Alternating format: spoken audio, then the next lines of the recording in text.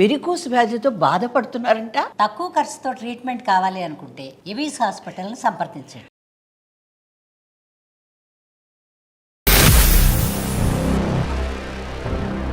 మా ఆయన నన్ను అసలు ఎలా చూస్తాడంటే అసలు మీకు ఎలా చెప్పుకోవాలో కూడా నాకు అర్థం కావడం లేదు. ఒకే ఇంట్లో ఉన్నా మాట్లాడాడు, మాట్లాడితే గోడలతోనే మాట్లాడుకోవాలి. నేను మీ ఇద్దరి మధ్యన ఫిజికల్ బాండింగ్ అనేది కూడా లేదని అనుకుంటున్నాను. ఏమీ లేదు సార్. నేను కాఫీ ఇస్తే కాఫీ కప్పు తీసుకుంటే హ్యాండ్ ఎక్కడ టచ్ అవుతారు అని కూడా ముట్టుకోడు సార్. హలో చెప్పు. ఎందుకు మాట్లాడడం లేదు రాజు? నేను చేసిన తప్పేంది రాజు? నీకు తెలియదా? నేను చెప్పాలా నీకు మళ్ళీ? ఆ రోజు తప్పు చేశాను, నేను ఆ రోజు అలా రియాక్ట్ అయ్యాను. నేను చెప్పకుండా చేస్తే తప్పు కదా. ఏంటి తప్పు? ప్రతి ఒక్కరు చేస్తారు. నేను చేసినప్పుడు నువ్వు క్షమించావా? ఆ రోజు లేట్ వచ్చినందుకు నువ్వు ఎందుకు లేట్ వచ్చావా అని చెప్పి నా కాలర్ పట్టుకుంటావు నువ్వు. ఒక పక్క మా ఆయనని చూడాలా లేకపోతే వీడిని చూడాలా నాకు అర్థం కాలేదు.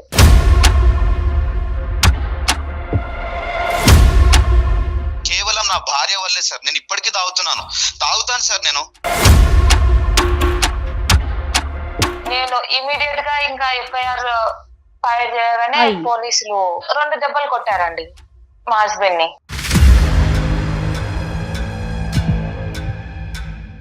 స్టేషన్ లో కంప్లైంట్ ఇస్తే పోలీస్ వాళ్ళు కాపురం చేస్తారు సార్ వచ్చి. నీ జీవితం నీది, నా జీవితం నాది అని తను ఇప్పుడు తుంచేసుకున్నారా? లేదు కదా, కలిసి జర్నీ చేస్తున్నారు కదా. మీ ఇద్దరి మధ్యన ఇంకొక ఆస్పెక్ట్, ఇంకొక ఇష్యూ ఏమీ లేదు. పెద్దలు బాగానే ఉన్నారు, పిల్లలు అందరూ బాగానే ఉన్నారు.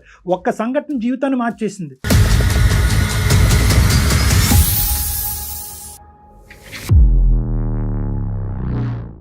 నమస్తే కళ్యాణ్ చక్ర. నమస్తే జయ గారు. డాక్టర్ గారు శిరీష అని మనకు మెయిల్ చేశారండి. వైఫ్ అండ్ హస్బెండ్ మధ్య ఇష్యూనే. సో ఒకసారి కాల్ చేస్తానండి.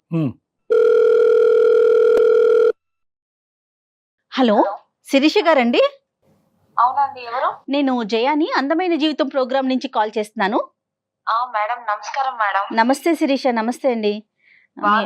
బాగున్నాను. మీ మెయిల్ చూసాను. డాక్టర్ గారికి నేను జస్ట్ ఒక లైన్ మాత్రమే చెప్పాను. నాతో పాటు మరి డాక్టర్ కళ్యాణ్ చక్రవర్తి గారు కూడా ఉన్నారు. ఒకసారి మాట్లాడతారా? మాట్లాడతాను మేడం. రైట్. శిరీష నమస్తే అమ్మా. సార్ నమస్కారం సార్. ఎంత వయసు అమ్మా మీది? సార్ నాది వచ్చేసి 27 సార్. ఓకే. మ్యారేజ్ ఎంతకాలం అయిందమ్మా? సార్ నా మ్యారేజ్ అయ్యి 6 సంవత్సరాలు అవుతుంది సార్. పిల్లలు? ఎవరు లేరు సార్. ఇంకా మీరు చదువుకున్నారా? నేను ఇంటర్ వరకు చేశాను సార్. సరే. ఇప్పుడు జాబ్ ఏమైనా చేస్తున్నావు అమ్మా? లేదు సార్, నేను హౌస్ వైఫ్ నే సార్. చెప్పు నాన్న, సమస్య ఏంటో చెప్పు. సార్ నా సమస్య మీకు ఎలా చెప్పాలో నాకైతే అసలు అర్థం కావడం లేదు. అసలు నా ప్రాబ్లం ఏంటంటే మా ఆయన ఒకే ఇంట్లో ఉన్నా మాట్లాడాడు. ఏమంటారు, ఒకే ఇంట్లో ఉన్నా నన్ను అసలు పట్టించుకోడు. ఒంటరి దాన్ని, ఒక్కదాన్ని మాట్లాడితే గోడలతోనే మాట్లాడుకోవాలి నేను. అదేంటమ్మా, ఏంటి అసలు సమస్య? అంటే ఇద్దరి మధ్య ఉన్న గొడవ అయిందా? పెళ్లి చూపులకు వచ్చినప్పుడు నాకు తాగడం అంటే నచ్చదు. నేను తాగే వాళ్ళంటే డ్రింకర్స్ అంటే నాకు చాలా భయం. ఓకే. తాగితే ఎవరైనా తాగిన వాళ్ళని చూస్తే నాకు షివరింగ్ వచ్చేస్తుంది. నేను భయం వేస్తుంది నాకు. ఓకే. మా నాన్న తాగితే కూడా నేను అసలు ఇంట్లో వాళ్ళకు కనిపించను. ఒక 1 వీక్ వరకు మా నాన్న ముఖం చూడను నేను. అంటే చిన్నప్పటి నుంచి తాగుడు, నాన్న తాగటం, ఇంట్లో సమస్యలు ఇటువంటి వాతావరణంలో పెరిగేవా శిరీష నువ్వు? అంటే మా నాన్న చాలా తాగుతాడు. మా అమ్మని ఎలా అంటే అలా మాట్లాడి తాగనప్పుడు మా నాన్న మమ్మల్ని ఎంత ప్రేమగా చూసుకుంటాడంటే. ఆ బాధల్లో పెరిగావు. తాగనప్పుడు ఉండేటటువంటి తండ్రి, తాగిన తర్వాత ఉండే తండ్రిల మధ్యన ఉండే వ్యత్యాసం బాగా దగ్గర నుంచి చూడటం వల్ల పెళ్లికి ముందు అయితే మాత్రం ఖచ్చితంగా తాగేటటువంటి భర్త అయితే నాకు రాకూడదు అని అనుకున్నావు. ఆ కండిషన్ అతనికి చెప్పేవమ్మా?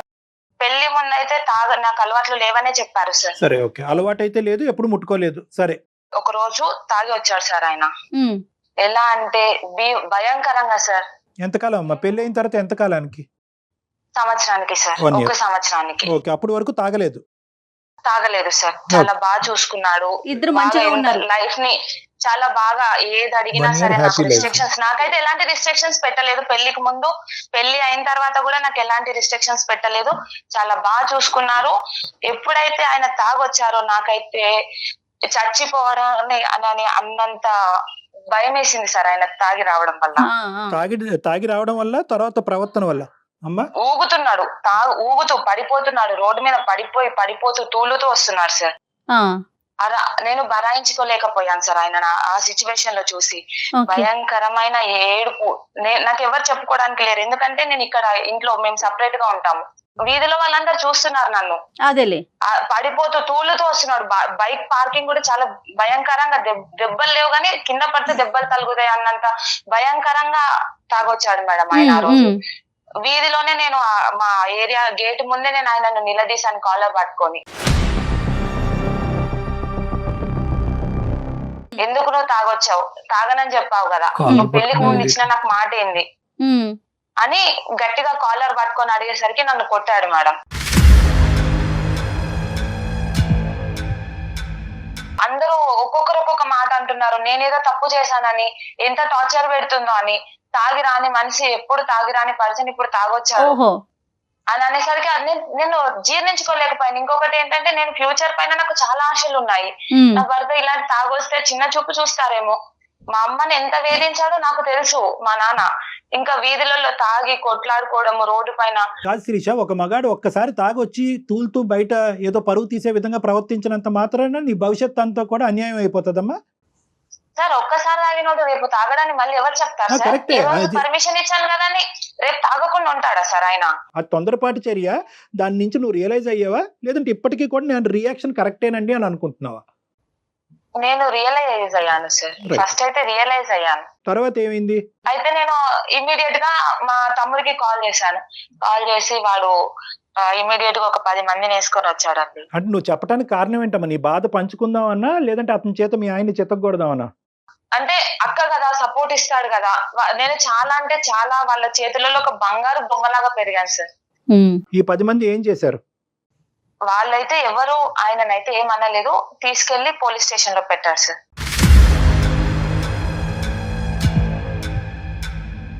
పోలీస్ స్టేషన్ పిఎస్ కి తీసుకెళ్లిపోయారు. ఇలా కొడుతున్నాడు, గృహహింస చట్టం కింద అక్కడ పెట్టేశారు. నేను మా హస్బెండ్ ని అంటే తప్పు చేస్తున్నాను అని చెప్పేసి నాలో నేను అనుకుంటున్నాను, అసలు నేను కలల కన్నా ఫ్యూచర్ ఏంది, నేను ఇక్కడ పోలీస్ స్టేషన్ లో నిలబడడం ఏంటి.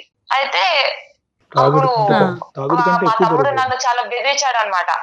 కేసు పెట్టు, నిన్ను ఎట్లా పెంచుకున్నాం మేము, నువ్వు ఏంది ఇట్లా అది ఇది అని చెప్పేసి చాలా అంటే కళ్ళతో చూపుతో బెదిరిస్తే, ఒక పక్క మా ఆయనని చూడాలా లేకపోతే వీడిని చూడాలా నాకు అర్థం కాలేదు ఆ సెకండ్ లో.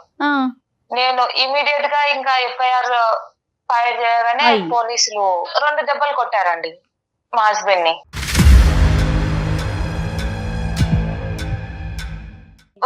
ఇంకా అప్పుడు ఆయన చూసిన చూపు నేను అసలు ఇప్పటికీ నేను మర్చిపోలేను. ఆయన అదే లాస్ట్ చూపు ఆయన నన్ను చూడడం, ఆ కళ్ళతో చూడడం, పోలీస్ స్టేషన్ లో నన్ను అలా చూడడము.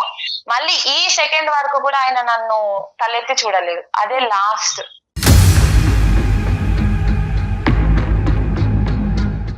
మీ ఇద్దరి మధ్యన ఫిజికల్ బాండింగ్ అనేది కూడా ఏమీ లేదు సార్. నేను కాఫీ ఇస్తే కాఫీ కప్పు తీసుకుంటే హ్యాండ్ ఎక్కడ టచ్ అవుతాడు అని కూడా ముట్టుకోడు సార్. ఫుడ్ అమ్మా, ఫుడ్ వడ్డించుకుంటాడు, నీ చేత ఫుడ్ వడ్డిస్తాడు, అది కూడా బయటనా? ఒక 10 రోజులు నేను ఆయనకు ఫుడ్ పెట్టాను సార్. అంతే. ఆ పోలీస్ స్టేషన్ నుంచి వచ్చిన తర్వాత తినలేదు ఆయన.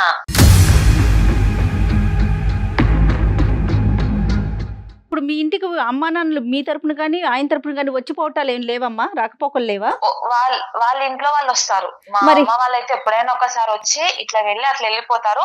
కాకపోతే వాళ్ళు ఉన్నప్పుడు కూడా లేట్ నైట్స్ రావడమే. నాతో వచ్చి ఏం మాట్లాడాడు, ఆఫీస్ వర్క్ అని చెప్పేసి నేను కవర్ చేసేస్తాను. ఆయన ఎన్ని సంవత్సరాల ప్రయాణంలో ఎప్పుడు కూడా మీ పేరెంట్స్ ఏంటమ్మా అల్లుడు గారు అంత ముభావంగా ఉంటారు, నీతో ఎలా ఉంటున్నారు, మాతో అలా ఎందుకున్నారు, పెళ్ళైనటువంటి 1 సంవత్సరం బానే ఉండేవారు కదా, ఇప్పుడు ఎందుకు అలా ఉన్నారనే బేసిక్ క్వశ్చన్ రాలేదమ్మా మీ పేరెంట్స్ దగ్గర నుంచి? మా వాళ్ళు అడిగారు సార్, మా వాళ్ళు అడిగారు, మా అత్తగారు కూడా కాల్ చేసి అడిగారు. వాడు మాతో బానే మాట్లాడుతున్నాడు, నీతో ఎలా ఉన్నారు. మామూలుగా మా అత్తగారు పిల్లల గురించి అడిగారు. ఆ అత్తయ్య హాస్పిటల్ కి వెళ్తున్నాము, చూపించుకుంటున్నాము అని ఆ మాట చెప్పాను కానీ ఇంత పెద్ద, ఎందుకంటే ఆ రోజు నేను చేసింది తప్పే కదా సార్. సో ఈ బేసికలీ ఈ స్టేషన్ మొత్తం వరకు వెళ్ళడం. ఈ మొత్తం అంశం నీకు, నీ బ్రదర్ కి, మీ ఆయనకి, ఆ వీధిలో ఉండేటటువంటి మిగతా వాళ్ళకి తప్ప ఇంకెవరికి తెలియదు. ఇంకెవరికి తెలియదు సార్. నువ్వేంటమ్మా ప్రతిరోజు ఎందుకు అంటే అతను చాలా సందర్భాల్లో అడుగుంటావు, ఏమయ్యా ఇలా ఉన్నావు అంటే కనుక అతని దగ్గర నుంచి వచ్చిన సమాధానం ఏంటి? ఏదైనా సమాధానం వస్తుందా? మొబైల్ సైలెన్స్ ఉంటుంది. సార్. సైలెన్స్. Silence sir.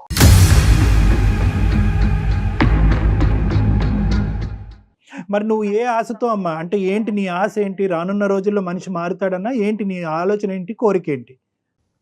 మనిషి మారుతాడనే నమ్మకం ఉంది సార్, ఎందుకంటే 1 year ఆయనతో కలిసి సంసారం చేశాను కదా సార్. ఆ బౌండింగ్ నాకు ఇంకా ఇప్పటి వరకు గుర్తుంది కదా సార్.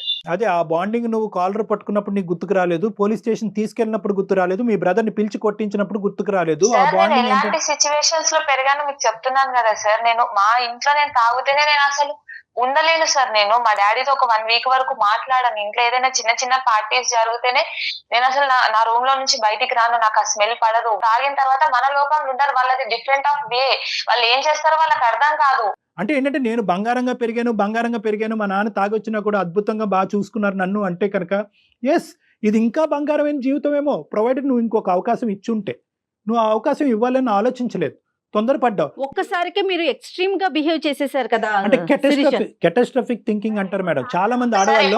ఇప్పుడు వాళ్ళెవరో పార్టీ ఇచ్చారని తాగొచ్చారు.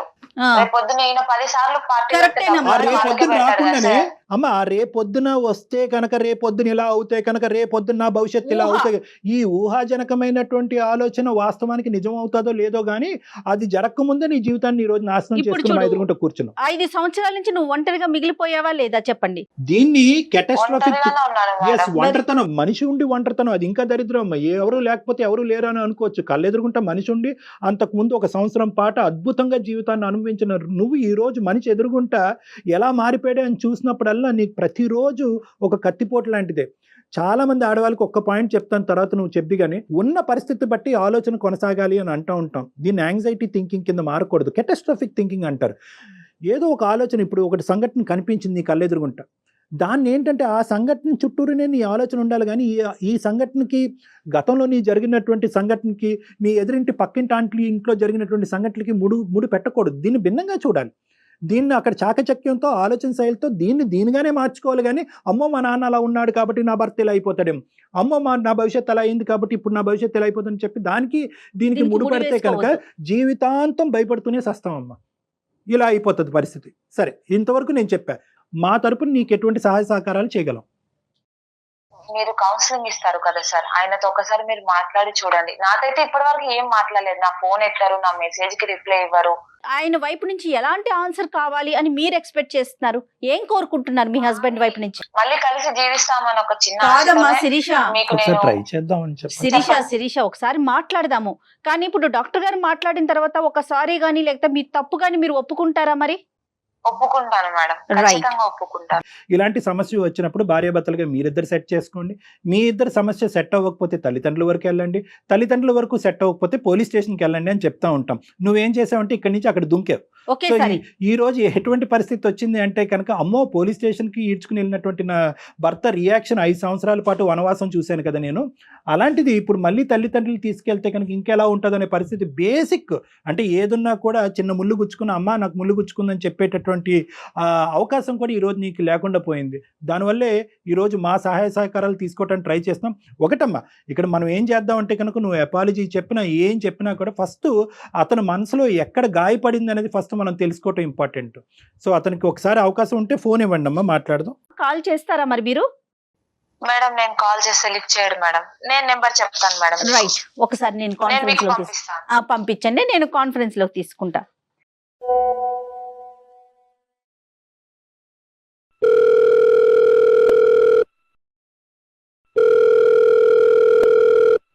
హలో, రాజు గారండి?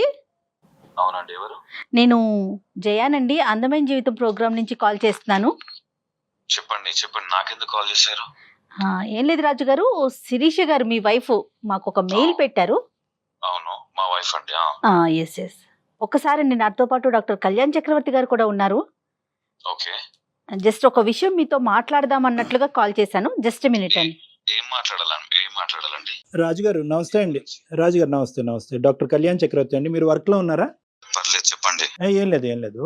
చాలా దుఃఖంలో ఉంది ఆ అమ్మాయి, మీ వైఫ్. అంటే 6 years బట్టి 5 years బట్టి అనుకుంటాను సుమారుగా, ఏదో ఒక సంఘటన తర్వాత భార్యాభర్తలుగా మీరిద్దరు ఒకే ఇంట్లో ఉన్నా కూడా మీ ఇద్దరి మధ్యన ఎటువంటి సంబంధం లేదు, ఒక ఆలోచన లేదు, ఆఖరికి ఒక కంటి చూపు కూడా లేదు అనేటటువంటి ఒక చెరసాల, ఒక జైల్లో ఉంటున్నానండి అని ఆ అమ్మాయి అంది. మీరు మాట్లాడి ఇప్పుడు ఏం చేస్తారండి?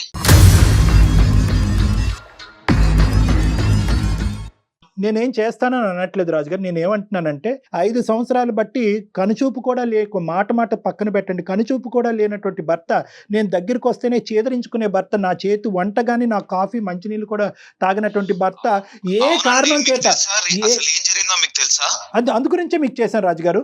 సరే నేను తాగాను అని చెప్పింది, మీరు మీకు చెప్పిందో లేదో నాకు తెలియదు. చెప్పారు. తాగాను, కొట్టాను. సమాజంలో ఎక్కడ తాగట్లేరా? భర్తలు భార్యలను కొట్టట్లేదా సార్? చెప్పండి. లేదు అలా కాదు, ఆ అమ్మాయి హైపర్ గా రియాక్ట్ అయింది, అది నేను కాదనట్లేదు. మీరు ఎందుకు ఆ రోజు సంవత్సరం వరకు బాగున్న రోజు మీరు ఎందుకు ప్రామిస్ బ్రేక్ చేశారు? లేదంటే ఇలా ఫ్రెండ్స్ తోనే ఎక్కడో ఒక పార్టీ ఉంది, ఒక్కసారికి తాగుతాను అనేటటువంటి ఆలోచన ఆ అమ్మాయికి ముందే చెప్పారా? ఆ అమ్మాయి కంగుతుంది, హైపర్ గా రియాక్ట్ అయింది, చుట్టుపక్కల వాళ్ళందరూ కూడా అది ఇది అని చెప్పి నూరు పోసారు ఆ అమ్మాయి మైండ్ లో.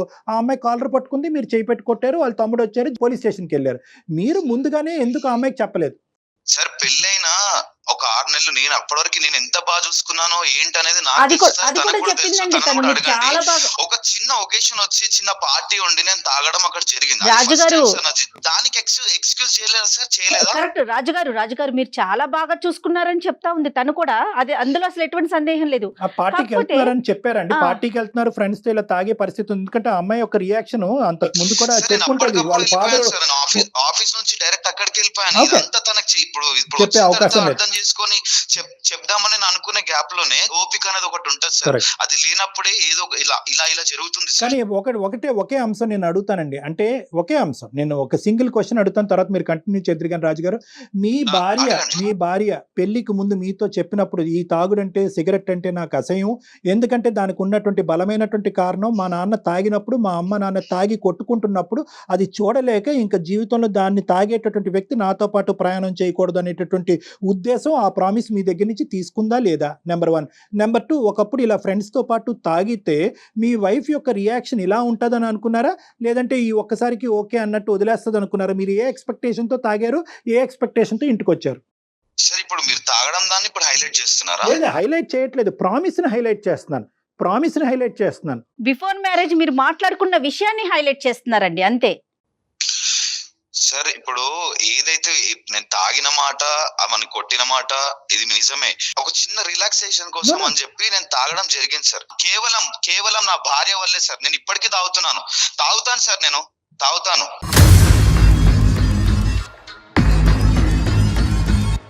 ఎందుకంటే నా మనసు సార్ ఎంత కృంగిపోయిన ఆ సిచ్యువేషన్ లా అసలు నాకు తెలుసు సార్. అది సాటి మొగాడిగా నేను మీకు చెప్పాల్సిన అవసరం లేదు సార్. అసలు ఆ పరిస్థితుల్లో ఏం జరిగింది సార్? ఆ స్టేషన్ లో కంప్లైంట్ ఇస్తే పోలీస్ వాళ్ళు కాపురం చేస్తారు సార్ వచ్చి.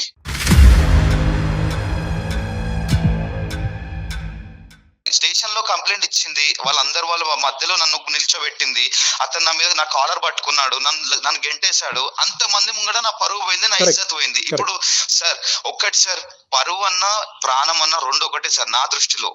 పోతే తిరిగి రావు సార్, మళ్ళీ తిరిగి రావు అవి. ఆ టైంలో ఎంత సఫర్ అయ్యానో, ఎంత బాధపడ్డానో నాకు తెలుసు సార్, నాకు తెలుసు. కరెక్టే, కానీ అదే మనసులో ఉంచుకొని నేను ఇలాగే ఉంటాను అంటే అది వైఫ్ అండ్ హస్బెండ్ రిలేషన్ కదండి, ఫ్రెండ్స్ కాదు కదా. For example first of all ఏంటంటే అతను ఎందుకు ఇలా చేశాడు, ఎందుకు ఇలా ప్రవర్తించాడు అనేది, ఆ అమ్మాయి ఎలాగైతే కనుక ఎందుకు నా భర్త ఇలా ప్రవర్తిస్తున్నాడు అనే సమాధానం గురించి వెయిట్ చేస్తుందో, ఇతను కూడా ఏంటంటే ఇతని ప్రవర్తనకి ఒక సమాధానం చెప్పాలి అనే విధంగా ఇంతకాలం వెయిట్ చేస్తున్నాడు. సో ఏంటంటే first of all first section ఏంటంటే కనుక, ఎందుకు ఇతను రాక్షసుడా, ఇతను ఏమైనా శాడిస్టా, అందరినీ ఇలా ఆడుకు చంపే దొబ్బే వ్యక్తి అయితే కాదు కదా. సో ఫస్ట్ ఆఫ్ ఆల్ ఏంటంటే ఎందుకు నేను నా మనసు, అతను ఒక చాలా మంచి మాట అన్నాడు, నా యొక్క సెల్ఫ్ రెస్పెక్ట్ అయినా నా ప్రాణం అయినా ఒకటే, సెల్ఫ్ రెస్పెక్ట్ పోయిన రోజు నా ప్రాణం కూడా పోయినట్టే అని చెప్పి. ఫస్ట్ ఆఫ్ ఆల్ ఏంటంటే అతను ఎంత గాయపడ్డాడు అనేది మనం విన్న తర్వాత ఆ గాయానికి మందు ఏంటి అనేటటువంటిది నెక్స్ట్ ఫేజ్ లో వస్తుంది. అతను ఎందుకు ఆ గాయానికి మందు అడుగులు. రైట్, మరి ఒకసారి శిరీష్ కూడా లైన్ లోకి తీసుకుందామా రాజు గారు? దేనికండి అవసరం లేదు, నేను మాట్లాడనండి. మాట్లాడేవాడిని అయితే అప్పుడే మాట్లాడేవాడిని, నేను మాట్లాడను. ఒకసారి మాట్లాడితే కదా సమస్యకి పరిష్కారం. మీరు పరిష్కారం వైపు ఆలోచించట్లేదు అసలు. రాజుగారు ఏం ఆలోచించాలండి? నాన్న. 6 సంవత్సరాల నుంచి నేను ఒంటరిగా రాజుగారు ఒక్క నిమిషం రాజుగారు. ఈరోజు ఒక్కొక్క మెట్టు నా చేయి పట్టుకుని నిదానంగా ఎక్కించేస్తున్నారు డాక్టర్ గారు అని మీరు అనుకోవద్దు.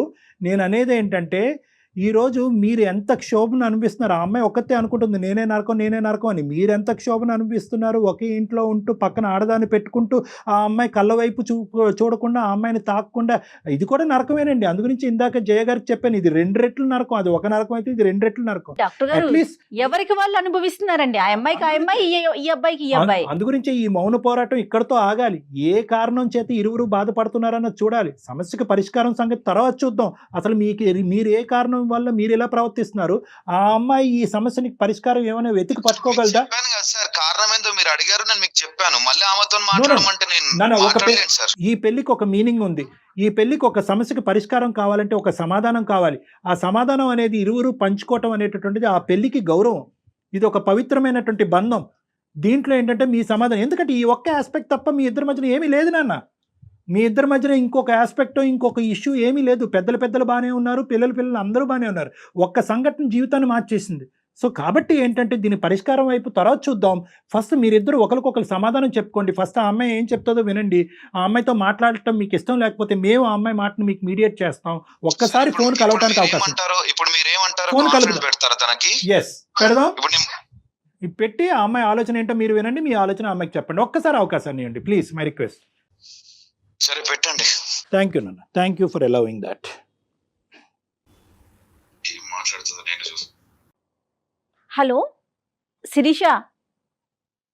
మేడం. అమ్మ రాజుగారు లైన్ లో ఉన్నారు మా మీ హస్బెండ్. అయితే ఒకసారి శిరీషతో మాట్లాడండి. అమ్మ శిరీష నువ్వు మాట్లాడమ్మా. మీ ఆయనతో చాలా కాలం అయింది కదా మాట్లాడి. ఒకసారి మాట్లాడి, నీ మనసులో ఉన్న బాధ ఏంటో. అతను చాలా కష్టం మీద మనకి పర్మిషన్ ఇచ్చారు. ఒకసారి మాట్లాడు. హలో చెప్పు. ఎందుకు మాట్లాడడం లేదు రాజు? నేను చేసిన తప్పేంది రాజు? నీకు తెలీదా? నేను చెప్పాలా నీకు మళ్ళీ? నేను ఏం చేశా రాజు? నేను నీకు ఫస్ట్ పెళ్లికి ముందే చెప్పాను కదా రాజు, నాకు తాగితే నచ్చదు అని. తాగితే నేను బరాయించుకోలేను, తట్టుకోలేను అని కూడా చెప్పాను కదా రాజు. అయితే ఆ మాత్రం అంటే తాగినందుకు ఆ మాత్రం దానికి స్టేషన్ దాకా వెళ్ళిపోతావా? మీ ఇంట్లో మొత్తం చెప్పి ఇజ్జత్ మొత్తం తీయడానికి రెడీ అయిపోతావా? రాజు నేను ఇంట్లో వాళ్ళకి మా తమ్ముడికే కదా రాజు చెప్పింది, మా ఇంట్లో వాళ్ళకి ఎవరికి అవును, మీ తమ్ముడు ఏమన్నా అర్థం కాదు అసలు ఏంది? మీ తమ్ముడు ఏమన్నా అనుకుంటుండా లేకపోతే ఏంది? మీ తమ్ముడిని చెప్పుడు ఏంది నువ్వు? మీ తమ్ముడు నాకు ఫోన్ చేసి మా అక్కని ఇట్లా చూసుకుంటలేవంట ఏంది ఇవన్నీ? నన్ను అడుగుతాడా మీ తమ్ముడు? ఎన్ని సంవత్సరాలు అయింది రాజు నువ్వు నాతో మాట్లాడక? ఒక్కసారైనా నాతో మాట్లాడాలని లేదా నీకు? మస్తు అమాయకంగా మాట్లాడుతున్నావు, ఏం తెలియనట్టు. అబ్బా అవార్డు ఇవ్వచ్చు నీకు. ఏం గుర్తు అంతా మర్చిపోతారు ఏంది? నాకు అర్థం కాదు మనుషులు.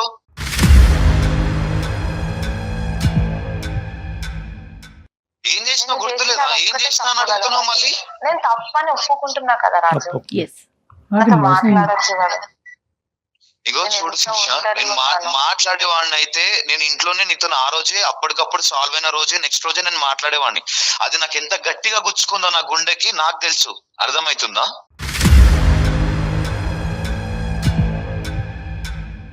సారీ చెప్తున్నాను కదా రాజు, ఆ రోజు తప్పు చేశాను. నేను ఆ రోజు అలా రియాక్ట్ అయ్యాను. నేను చెప్పకుండా చేస్తే తప్పు కదా. ఏంటి తప్పు? ప్రతి ఒక్కరు చేస్తారు. నేను చేసినప్పుడు నువ్వు క్షమించావా? నేను ఏదో చిన్న లైట్ గా నేను ఆ రోజు లేట్ వచ్చినందుకు నువ్వు ఎందుకు లేట్ వచ్చావు అని చెప్పి నా కాలర్ పట్టుకుంటావు నువ్వు. నేను తప్పు చేశాను. చిన్న విషయం తీసుకోలేకపోయాను రాజు. అట్లా నేను అసలు అలా చూడలేకపోయాను. నేను నా ఫ్యూచర్ ప్లాన్స్ అన్ని కొలాప్స్ అయిపోయా అనుకున్నాను అక్కడే. నేను ఏమైనా చెప్పు శిరీష, నీకు ఒక్కటే మాట చెప్తా. నువ్వు ఎప్పుడైతే స్టేషన్ పోయినావో అప్పుడే ఇక నాకు నా మనసు ఇరిగిపోయింది.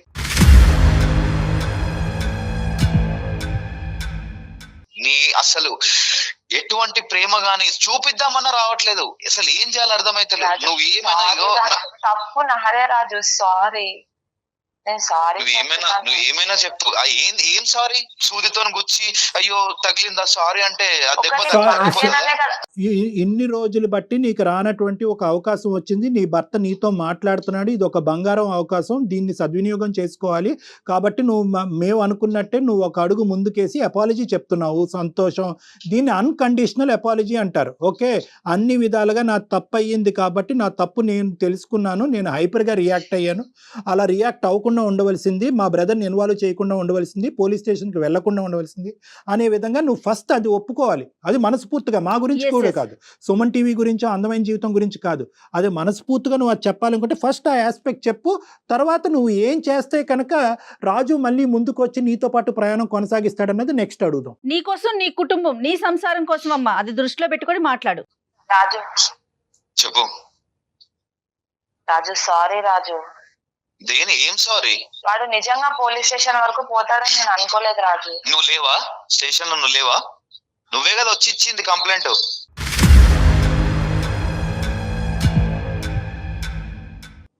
అన్ని తనే. రాజు ఒక్క నిమిషం, శిరీష ఒక్క నిమిషం. ఆ అమ్మాయి కావాలని చేసిందా, తెలివి తక్కువతనంతో ఇమ్మెచ్యూరిటీగా చేసిందా అనేది ఒక్కసారి ఆలోచించుకో. నేనైతే మాత్రం 210% తెలియక చేసింది, అనాలోచితంగా చేసింది, చుట్టుపక్కల వాళ్ళు ప్రేరేపించడం వల్ల చేసింది. కాబట్టి ఆ సబ్జెక్ట్ని ఇక్కడితో వదిలేద్దాం. ఆ అమ్మాయి అన్కండిషనల్ అపాలజీ 100 సార్లు చెప్పింది. ఈ అపాలజీని నువ్వు యాక్సెప్ట్ చేసి ఈ సంసారం, ఈ జీవితాన్ని ముందు కొనసాగటానికి నీ యొక్క కండిషన్స్ ఏంటో చెప్పు. Will conclude on this.